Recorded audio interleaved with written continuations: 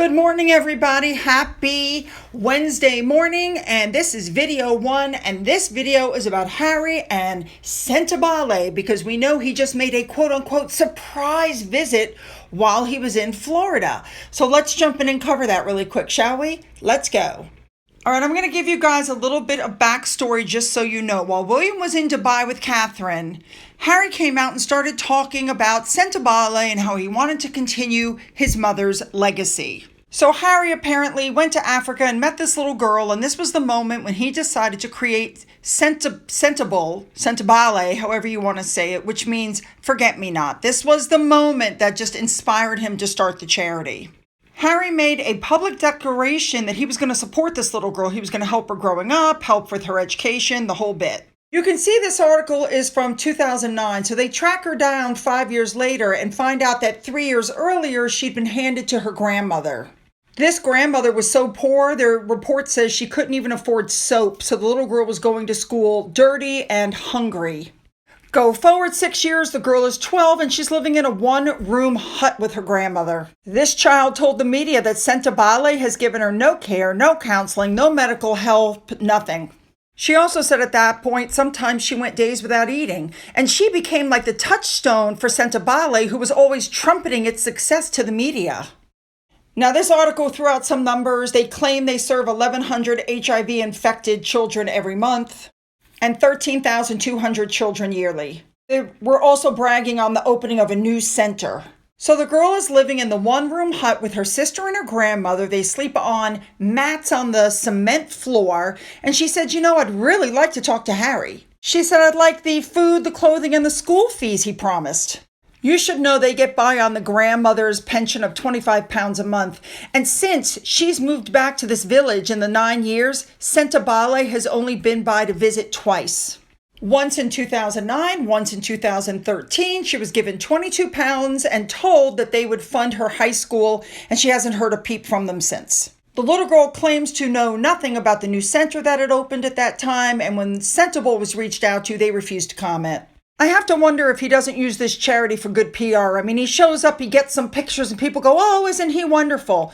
Now, you guys should know there was some allegations of impropriety, and in 2013, Harry accepted donations from this guy, this Saudi guy. I'm not sure what ended up happening, but apparently in 2015, they severed all ties and refused to take any more money from this guy. Now, when Harry and Meghan got married, remember, $33 million was spent on as Meghan called it, this spectacle for the world. Don't you think it would have been better to donate that money, have a smaller wedding, and donate the money to this charity? Harry has had multiple opportunities to give some of his own money to Sentebale or Sentable, whatever you want to call it, okay? But here's the thing that really kills me. Do you guys remember that when he sold his book, The Spare, he said that he is going to donate $1.5 million of his memoir proceeds, people. It's money that he makes, not the advance, the money from the proceeds. So in other words, the book has to sell well. Well, because the book didn't sell well, it sold less than half of what it would need to get a profit. It appears that what he did was he pocketed the advance, but didn't give any money to Sentebale. Wow, isn't that interesting? Now, I want you to know that this was in 2022, this took place. I looked everywhere online. Everywhere it said Harry's going to donate $1.5 million. He's pledged to donate $1.5 million. But I haven't been able to find anything that said he did donate $1.5 million. And I even looked at the Sentebale report for 2022, and there's no record of that money. Now, the reason we're discussing this is because on April 11th, Harry participated in a panel discussion titled Potential is Waiting in South Beach at the Ritz-Carlton Hotel. And they were talking on strategies for distributing capital to support the next generation in Africa. And he goes, Africa is my heart, Africa is my soul. And I find it interesting. He said, I went there when I was 12, 13 years old, and I wanted to give back. He didn't mention that it was his dad who took him there after the death of his mother. Now, also sitting there was somebody from Sentebale, somebody from Google.org. I think you guys will find that interesting. And I also find it interesting that they threw in King Charles's younger son was joined at the event. So even these articles that are coming out, they're still trying to link Harry to the royal family.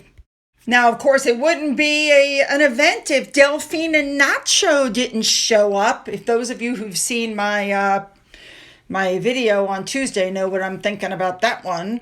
Of course, he also brought up how he took Meghan to Botswana. He said they camped out under the stars and she joined me for 5 days and blah, blah, blah. It's continual word salad.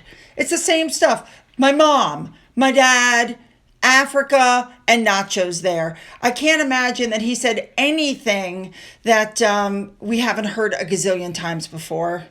We know he harped on his mother. He said, my mother had a strong focus on HIV and AIDS, but also of the younger generation, because it's their futures that are being stolen from them.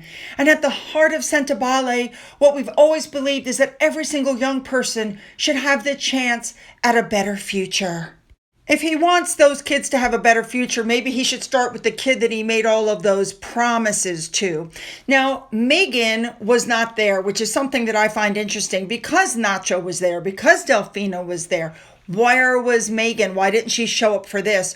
Just like she didn't show up for the other panel discussion where he literally ran out the door afterwards and stuck off the live stream.